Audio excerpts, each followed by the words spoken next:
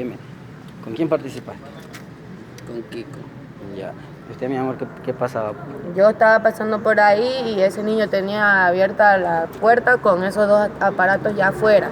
Pero como él no podía alzarlos, lo llamó a Paul. Y entré, o sea, también se ve que yo entro porque le estoy diciendo a Paul, no, le digo, vamos, déjalo al man solo con su huevada porque yo sé que eso es pito. Vamos, vamos. Pero como el man está ahí que quería, bueno, a la final drogarse, pues le hizo. Pero yo no he tocado nada.